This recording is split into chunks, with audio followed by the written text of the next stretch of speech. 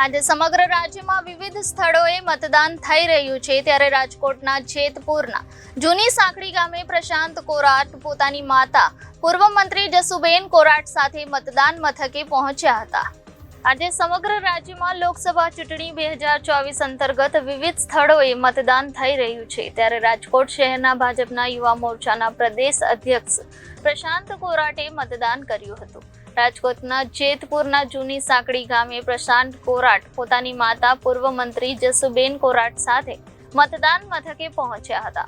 મતદાન મથક પર પહોંચીને માતા પુત્રએ સાથે મતદાન કર્યું।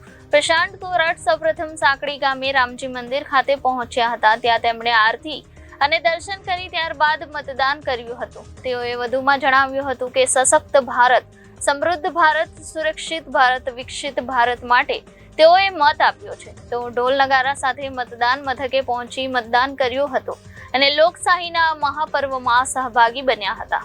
આજે લોકસભાની ચૂંટણીનું ત્રીજા ચરણનું મતદાન છે। ગુજરાતની 25 લોકસભા સીટનું આજે મતદાન છે। મેં પણ મારા મતાધિકારનો ઉપયોગ મારા ગામ જૂની સાંકડી ખાતે કર્યો છે। સવારે રામજી મંદિરે રામ દરબારના આરતી ઉતારીને ગામના સૌ લોકો સાથે મળીને આજે મતદાન કેન્દ્ર સુધી પહોંચી મતાધિકારનો ઉપયોગ કરીને મતદાન કર્યું છે। મેં આવનારા સમયમાં સશક્ત ભારત, સમૃદ્ધ ભારત, સુરક્ષિત ભારત, વિકસિત ભારત માટે મત આપ્યો છે। મતદાન એ માત્ર આપણો અધિકાર નથી, પરંતુ રાષ્ટ્ર પ્રત્યે પોતાની ફરજ પણ છે। આજે બધા લોકોએ અચૂક પોતાના પરિવાર મિત્રો સાથે મતદાન કરવું જોઈએ અને લોકશાહીના પર્વને મજબૂતાઈથી ઉજવવો જોઈએ। Bureau report Janadesh news, Rajkot.